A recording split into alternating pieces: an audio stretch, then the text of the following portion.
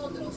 Dios conoce la intención, Dios conoce nuestro corazón, que lo queremos hacer como para Él, y eso es lo que cuenta, porque Dios mira nuestro corazón. Yo siempre digo algo, que el humano, la humanidad mira por fuera, pero Dios ve por dentro. Así es que nosotros estemos agradándole a aquel de arriba, porque de allá viene la recompensa, aleluya. Vamos a continuar con este tiempo y vamos a hacer llamar pues, al que trae la palabra, nuestro hermano Martín esta noche. Tomemos lo que nosotros tomemos esta porción que el Señor nos trae. Bendición. Dios les bendiga, hermanos. Pueden tomar asiento. Sé que estamos cansaditos, ¿no? Por una semana de trabajo y todo este momento que hemos pasado. Qué bueno verles otra vez. Ya teníamos 2 semanas ya que no nos reuníamos aquí. Estábamos en Maryland y en la vigilia en la iglesia. Y qué bueno que podemos estar aquí, que tomó bien estar aquí. Este mes es crucial de que nosotros nos reunamos. Ya sabemos que este mes de octubre es un mes en lo que nosotros como iglesia tenemos que hacer frente a todo lo que se pueda mover en este mes, ya que las fuerzas de las tinieblas toman posesión de las calles, de las actividades, y a través de la excusa de la inocencia de los niños usan sus artimañas, como esta fiesta que se celebrará el 31, ¿no? Pero ya para entrar en materia, hermanos, ahí sentadito como usted, como guste, vamos a hacer una lectura. Y va a ser en el libro de Mateo, primer evangelio de Mateo. Vamos a hacer una lectura. Mateo 11 y 12. Capítulo 11, versículo 12. Me confirma con un amén, hermanos, cuando lo tenga. No, libro de Mateo, capítulo 11, versículo 12. Solo el 12 vamos a leer. Leemos la palabra de Dios en el nombre del Padre, del Hijo y bajo la unción del Espíritu Santo. Y al pie de la letra dice así: desde los días de Juan el Bautista hasta ahora, el reino de los cielos sufre violencia, y los violentos lo arrebatarán. Amén. Estas palabras, bueno, hay Biblias antiguas, creo que tienen las letras en rojo, cuando, como la de la hermana Neri, cuando son palabras dichas por Jesús, está ya clasificado para que sepa que no es un humano, no es alguien normal el que lo está diciendo, sino Jesús. En capítulo 3 hay una historia una conversación que tenía nuestro Señor Mesías con diferentes personas, los apóstoles, los maestros de la ley en ese tiempo. Pero en esa lectura que hicimos vamos a entrar en un tema que tiene la guía, que se llama violentos por el reino. Violentos por el reino. En esa lectura que hicimos dice que el reino de los cielos sufre violencia. Sabemos que está estipulado que hay 2 reinos, el reino de las tinieblas, que es de Satanás, y el reino de Dios. Pero sabemos que el reino de las tinieblas no es contrincante para el reino de Dios. Él ya está derrotado en la cruz. Solo que Él está atacando a la iglesia, que somos nosotros, el pueblo de Dios, los hijos de Dios. En esa lectura que hicimos dice que desde el tiempo de Juan el Bautista. Juan el Bautista fue un profeta que caminó en la tierra con un ministerio poderoso. Fue anunciar que venía Jesús, el Mesías. Y él era una persona un poco tosca. La Biblia lo describe como una persona que vestía pieles de animales, vivía en el desierto, se alimentaba de langostas, que son los animalitos como los grillos. Bueno, en Venezuela le dicen grillo, no sé, en Centroamérica. Esos animalitos. O sea, no era una persona que culta ni con educación, pero una persona que tenía un mensaje. Y el ministerio de Juan el Bautista era presentar a Jesús y de que el reino de los cielos se acercaba. Él decía, su prédica era bastante clara. Él decía, arrepentidos y convertidos, porque el reino de los cielos se ha acercado, anunciando de que Jesús venía a la tierra, el Mesías. La lectura que hicimos dice que desde el tiempo de Juan el Bautista, haciendo referencia de que desde ese momento ya el reino de los cielos sufría violencia. desde ese preciso instante que Juan empezó su ministerio, desde que él caminó.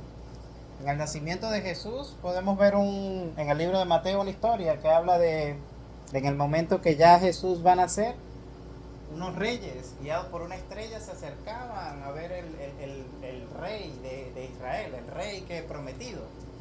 Y esos reyes, erróneamente pensando humanamente, creían que ese rey se encontraba en el reino y fueron al palacio a buscar al hijo del rey. Y vemos que el rey Herodes supo en ese momento de que venía un Mesías, de que venía un rey. Claramente no era él, hermanos, el que quería ofrecer esa violencia contra Jesús, sino el enemigo usando a ese rey. Se llamaba Herodes. Y él hizo uno de los decretos más espeluznantes que puede haber en el Nuevo Testamento, y es matar a todos los niños que sean de 2 años hacia abajo. Menores a 2 años lo mataban, porque de esa manera él creía que podía eliminar a ese Mesías, a ese futuro rey que hablaban los reyes. Y vemos cómo fácilmente, la iglesia sufre violencia. Porque una mala enseñanza de la Biblia, como lo podemos ver, usted entra en internet, hay múltiples enseñanzas que no son bíblicas, múltiples alabanzas que no son bíblicas, música que no son bíblicas. Ese tipo de enseñanza es violencia contra la iglesia, porque puede torcer la palabra. Amén. Hay un día que se celebra, que es el Día de los Inocentes. Ese día se basa en ese día que mataron a los niños. Por eso se celebra ese día, el Día de los Inocentes. Y lo hacen como que son bromitas y le hacen una broma al otro, pero realmente ahí se está memorizando el derramamiento de sangre de esos niños, de todos esos niños que fueron sacrificados. Y eso es algo catastrófico, hermano. Por eso el tema de hoy es en base de que saber y tener la conciencia de que la iglesia sufre violencia, de que esto realmente es una guerra. Esta es una guerra espiritual, no con armas ni con una violencia física, pero es espiritual. Pero entonces ese rey hace ese decreto, mata a los niños de 2 años hacia abajo, en todo Belén y en sus alrededores, con el fin de eliminar a Jesús. Pero vemos que ni Jesús se salvó de esa violencia que el enemigo quería pervertir, dañar. Pero Dios envió un ángel a María y a José, que le hablara a José de que tomara al niño y a la esposa y huyera a Egipto para poder guardar la vida de Jesús. Desde esos tiempos el reino de los cielos sufre violencia, de que habrá posiciones, de que había posiciones en ese momento. Jesús fue llevado por su padre a Egipto. Y ahí también se cumple una profecía de que de Egipto llamaría a mi hijo. Luego Jesús volvió cuando Herodes ya había muerto. Pero vemos que el punto de este tema es que nosotros sepamos que hay que ser violentos en el espíritu. No hablamos de una violencia física, sino de defender lo que es el reino de los cielos y nuestra fe. Esto lo podemos ver en la escritura. Juan el Bautista era un profeta de Dios. Y había en ese tiempo un rey que se llamaba Herodes, pero era otro rey, Antipas se llamaba. Y él tomó como esposa a la mujer de su hermano. Y el profeta Juan fue y le dijo, no te es lícito tomar a la esposa de tu hermano como mujer. Y esto le llevó a la muerte, a que le cortaran la cabeza, a que él diera su vida por defender el reino. Ahí vemos la violencia que albergaba él, no una violencia física, sino una violencia por ese celo santo de lo que es el reino. Voy a hacer una lectura en Lucas 13, 31-3. Si quiere hacerla ahí conmigo, si no, puede escuchar con plena atención. Es el Evangelio de Lucas 13, 31 y 33. Aquí vamos a ver una violencia espiritual, claro, con la suma autoridad, porque es Jesús quien está diciendo estas palabras. Lucas 13, 31 y 33. Pienso que de todos los escritos que podemos leer de Jesús, esta es la manera más fuerte que él se dirigió a alguien, pero no a un cualquier alguien, era un rey el que le hablaba. Lucas 13, 31 y 33. 31 a 33, sí, correcto. Como título del hincapié de aquí de la Biblia dice el lamento de Jesús sobre Jerusalén. Y dice, Aquel mismo día llegaron unos fariseos diciendo: sal y vete de aquí, porque Herodes, o sea, haciendo referencia al rey de ese momento, Herodes te quiere matar.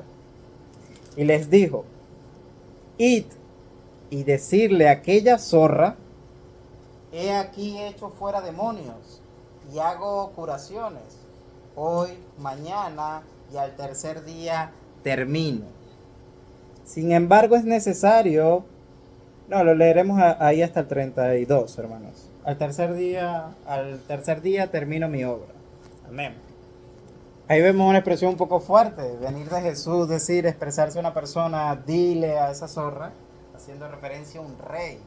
No era cualquier persona a la que se dirigía, era un rey. Vemos la autoridad y la violencia espiritual que tenía Jesús, de que nadie impediría su ministerio.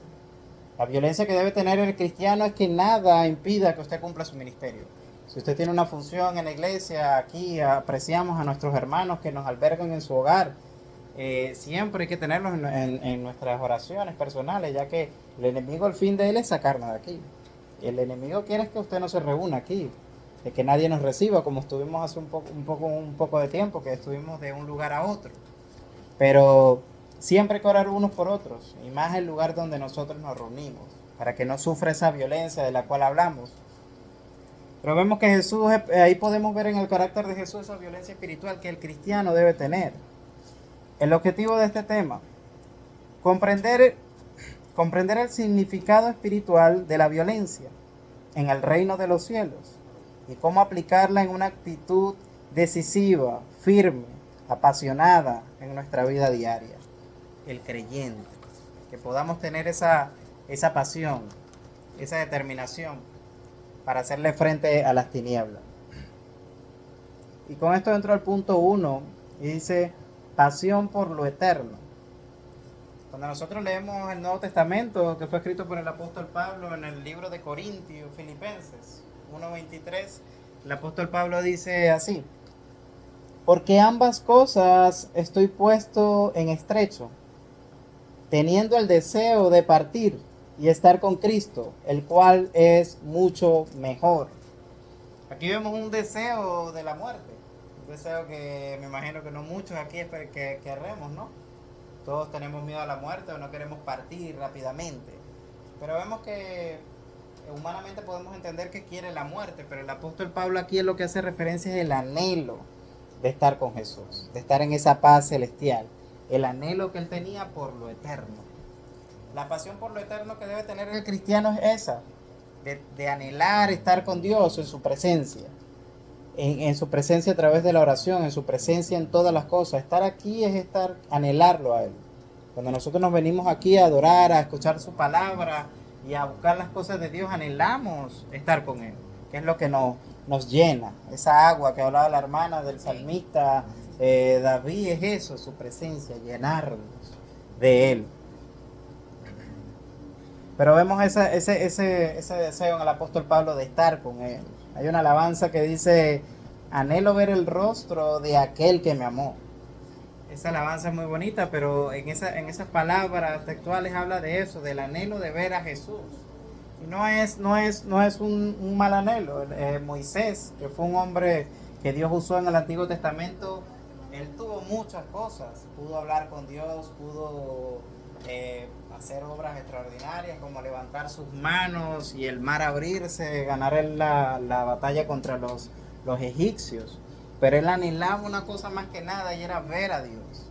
Tanto fue su insistencia que Dios en un momento le permite, le dice: ve y escóndete en una roca, o sea, en una cueva, y yo pasaré y verás mi gloria, verás mi espalda. Pero era una tipología, pues Dios no tiene un cuerpo, él no está en un cuerpo.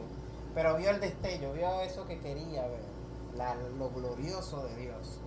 Anhelar lo eterno, eso es anhelar lo eterno, querer ver a Dios en todas las cosas que nosotros hagamos. Que debemos tener anhelo por lo eterno, porque si meditamos en lo grande que es la recompensa en lo eterno, la tragedia que usted pasa en la vida no es nada. El apóstol Pablo vivía con un gozo y anhelaba lo eterno, y él sufría martirios en gran manera, hermanos. Cuando yo estaba estudiando la Biblia del apóstol Pablo, dice que 5 veces lo latigaron 40 menos 1. O sea, son 39 latigazos. 5 veces le dieron latigazo en su espalda 40 menos 1. En muchas ocasiones. Y esto es en el contexto de que el apóstol Pablo tuvo beneficios al ser romano. Porque en aquel tiempo la ley romana impedía que un romano o ciudadano romano fuese dado 40 o más latigazos. Entonces por eso le daban 39 y hasta ahí. Y a Jesús le daban hasta que se cansaran los guardias. Jesús lo pusieron a darle los latigazos y venía uno y le daba, y venía otro y le daba, hasta que ellos se cansaran, le dieron a Jesús. No hubo beneficios con el maestro. El apóstol Pablo al menos tenía en su mente de que eran 39 y ya. Jesús no. Hasta que ellos se cansaran, le daban latigazos. También en Jesús fue a la cruz, fue crucificado. La ley romana impedía que un romano fuera crucificado. Por eso a Pablo lo odiaban tanto y querían crucificarlo igual que Jesús, pero la ley romana lo impidió y por eso lo decapitaron. O sea, imagínense, ser decapitado es un beneficio, porque no hay sufrimiento, o sea, es una muerte instantánea, rápida. Pero eso nos ayuda a meditar cuánto nos amó Jesús. O sea, imagínate el sacrificio de ellos, que siendo Dios no se puso esos beneficios que tuvo el apóstol Pablo a ser romano. Él siendo un judío, él no tuvo ninguno de esos beneficios. El punto de este punto es anhelar lo eterno, hermano. Que anhelemos eso de Dios, que podamos usar esos recursos que Dios nos ha dado, el Espíritu Santo, que es lo más maravilloso. Con esto entro al punto 2, y es resistir en lo espiritual, la resistencia espiritual. Vamos a leer Isaías 41:10. Si quiere lo busca, yo lo leeré aquí en voz alta para aquellos que quieran escucharlo únicamente.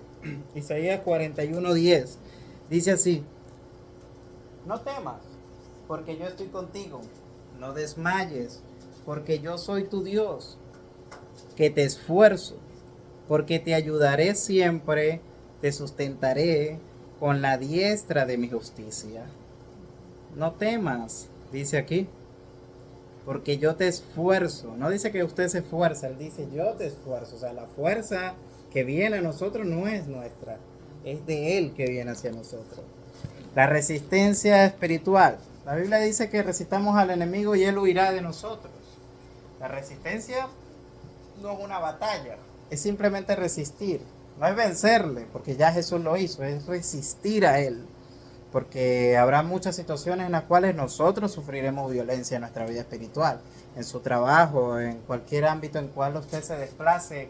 Habrá un momento que usted va a querer perder la resistencia y dejarse llevar por las emociones. Un ataque de ira, no moderar su carácter, una discusión con alguien. Yo recién convertido, eso era lo que no podía dominar yo, mi temperamento, de que cualquier cosa me sulfuraba. Pero Dios nos ayuda a resistir a eso, a esas tentaciones que vienen a día. La primera resistencia que hay en la tierra es la iglesia. Si el anticristo no se ha manifestado y el enemigo no ha hecho lo que quiera en el mundo, es porque la iglesia aún está aquí. Por más nada, somos administradores de la gloria de Dios y somos administradores de su poder. Gracias a que nosotros estamos aquí, gracias a eso el enemigo no se ha manifestado. Mateo 16:18 dice así: yo también les digo que tú eres Pedro, y sobre esta roca edificaré mi iglesia, ni las puertas del Hades prevalecerán contra ti. Estas son unas palabras dichas por Jesús a Pedro como iglesia, no como hombre. Pedro murió y ya partió a los lugares celestes, pero como iglesia dice que las puertas del Hades no prevalecerán contra la iglesia. Las puertas del Hades es la muerte. El temor a la muerte puede llevar que la persona haga lo que sea. Una persona que muera por dar una información acerca de algo lo va a hacer, porque el miedo a la muerte lo lleva. Pero vemos que el miedo a la muerte no hizo que los antiguos cristianos negaran su fe. Ellos, ni la muerte los puede separar de Dios, porque ellos tienen anhelo por lo eterno. Eso es lo que hizo que ellos no se negaran, no se doblegaran. Vemos que Jesús dice mi iglesia. Así nos llamó Jesús, mi iglesia. Cuando Jesús lo ve a usted, no lo ve como una persona unánime. Nosotros aquí estamos en una célula. A eso viene la palabra célula, algo mínimo, algo minúsculo que forma parte del cuerpo de Cristo. Somos una célula de rema, pero rema es un pedacito del cuerpo de Cristo. Y toda la iglesia es todo el mundo. O sea, así nos ve Dios en este instante, como su iglesia. O sea que las puertas del Hades, o sea la muerte, no podrán contra nosotros. Y la evidencia de esto es la iglesia primitiva, que aún la iglesia gloriosa no dobló sus piernas a Baales. Ellos nunca negaron la fe a Jesús y así murieron. Pero esto era una herramienta poderosa, porque cuando se derrama sangre inocente, algo poderoso sale de ahí.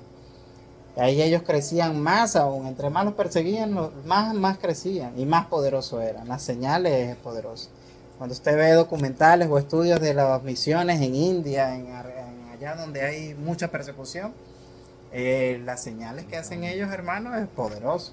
Así en las reuniones como estamos ahorita, si yo voy y le predico en Pakistán, daba testimonio un pastor de que él se acercaba a alguien en el metro y le empezaba a hablar de Cristo, y si esa persona aceptaba a Cristo, lo invitaba a la célula. Entonces él le decía, le predicaba, aceptaba a Cristo, se iba, y la persona le decía, pero ¿dónde es y a qué hora se van a reunir? Y él decía, no, en la noche el Espíritu Santo te va a decir dónde es y a qué hora nos vamos a reunir, porque eso es lo que garantiza que él haya aceptado a Cristo. Porque puede ser un espía, puede decir, sí, yo voy a ir, y puede delatarlos y que vengan y maten a todos los que están en la célula. Pero esa era la confirmación de que el Espíritu Santo le iba a decir dónde se iban a reunir y a qué hora. Eso es poderoso. Yo digo, wow, cuando yo veía eso decía, qué increíble eso, que el Espíritu Santo puede hablar con cualquiera, y un recién aceptado, que aceptó, no se ha bautizado, nada. Eso es maravilloso.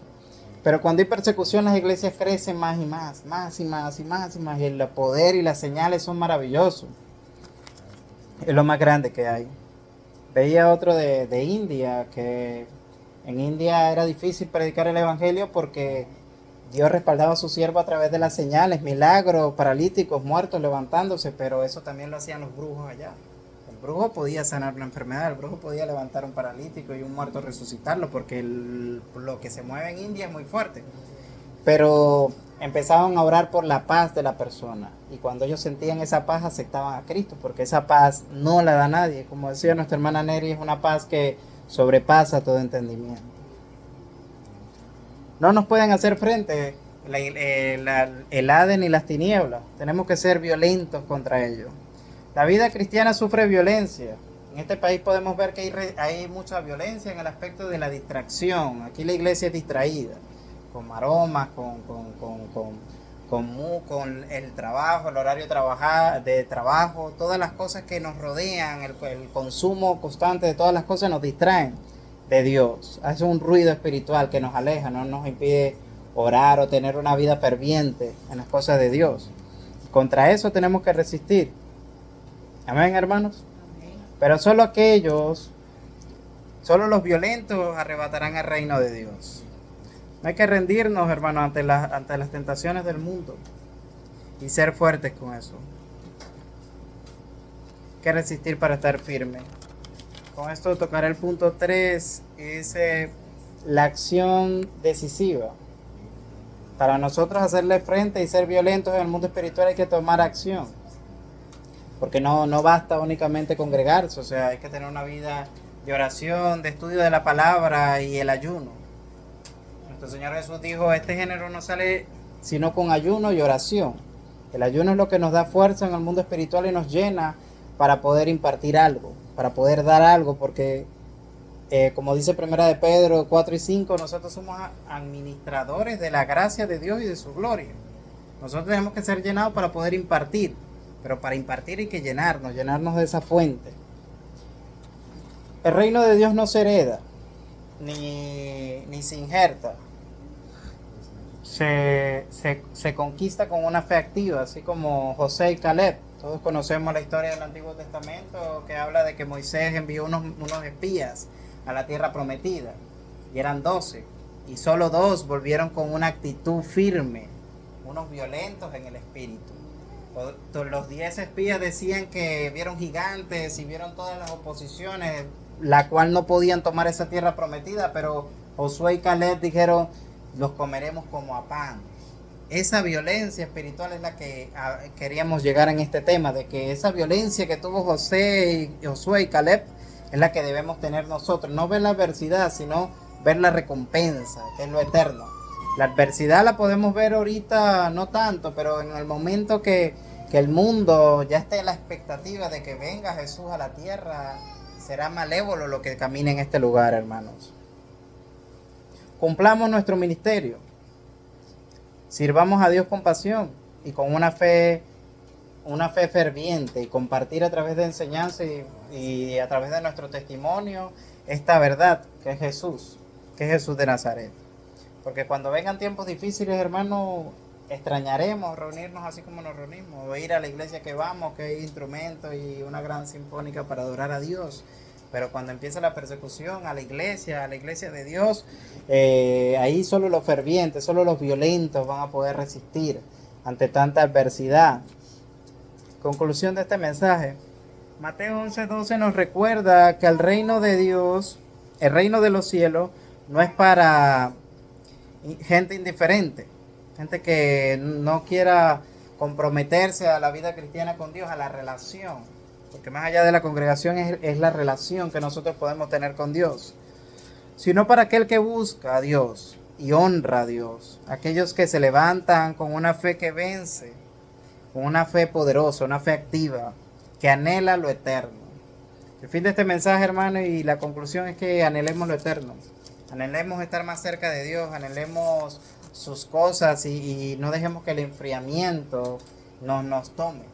Este mes es crucial de que nosotros, los saetas de Dios, a través de la oración y a través de nuestra conexión con Dios, hagamos frente por nuestra casa, por nuestros hijos, los que tienen hijos, por nuestras familias, ya que este mes se moverán cosas feas y nosotros tenemos la gran tarea de poder ser luz en medio de las tinieblas. ¿Ven, hermanos?